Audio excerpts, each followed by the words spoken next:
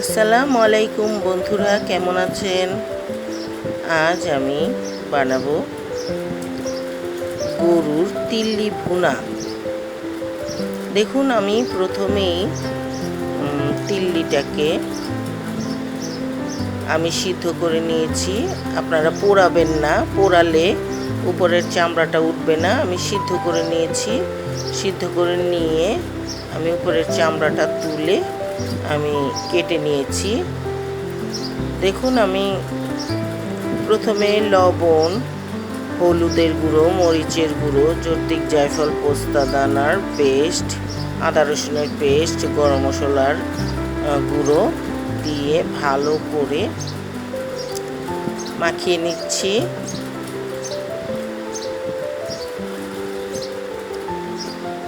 মাখানো হয়ে গেছে আমার, এখন তেলে ভেজে নেব।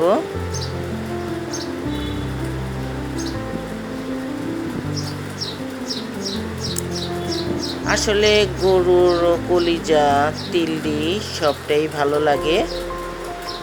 তো তিল্লিটা আপনারা কলিজার মতো করে ছোট ছোট করেও ভুনা করতে পারেন, কিন্তু আমি আজকে বড় করেই ভেজে নিচ্ছি।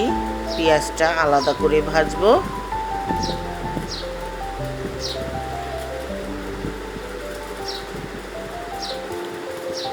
আমি সবগুলো তিল্লি তেলের মধ্যে দিয়ে দিচ্ছি।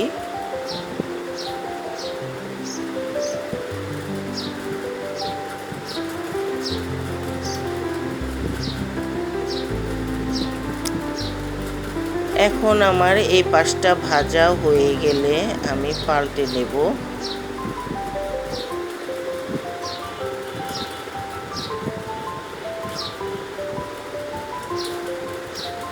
দেখুন, এই মশলার বাটিতে, তিল্লির মশলার বাটিতে একটু যে মশলা ছিল সেটার মধ্যে আমি পেঁয়াজগুলো মাখিয়ে নিলাম।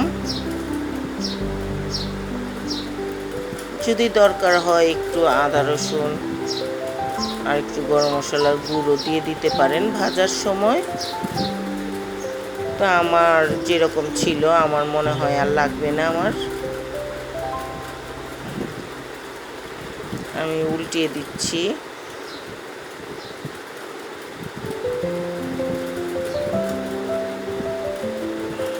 ঢেকে দিলে আস্তে আস্তে হবে, কারণ সেটা তো ভিতরেও হতে হবে, এই জন্য আমার ঢেকে দেওয়া। আমার হয়ে গেছে ভাজা, এখন আমি উঠিয়ে নিচ্ছি।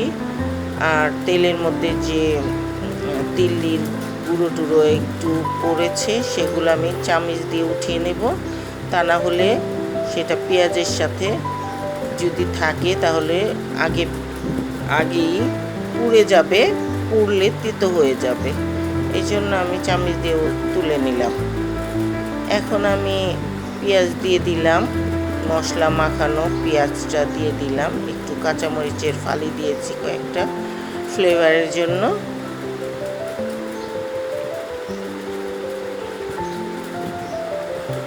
হালকা একটু পানি দিয়ে দিলাম পেঁয়াজটা একটু নরম হওয়ার জন্য। পানি না দিলে তো মুচমুচে হয়ে যাবে, আপনারা তো জানেন। এখন আমি তিল্লিটা দিয়ে নাড়াচাড়া করে একটু কষিয়ে নেব। দেখুন, আমার হয়ে গেছে, কত সুন্দর হয়েছে। দেখুন, এটা ভাত দিয়ে, রুটি দিয়ে খুব স্বাদ লাগবে, পোলাও দিয়েও খেতে পারেন। আমার এই তিল্লি ভাজা আপনাদের যদি ভালো লেগে থাকে তাহলে লাইক, কমেন্ট, শেয়ার করে পাশেই থাকবেন। নতুন হলে সাবস্ক্রাইব করবেন। আজ এই পর্যন্তই। খোদা হাফেজ।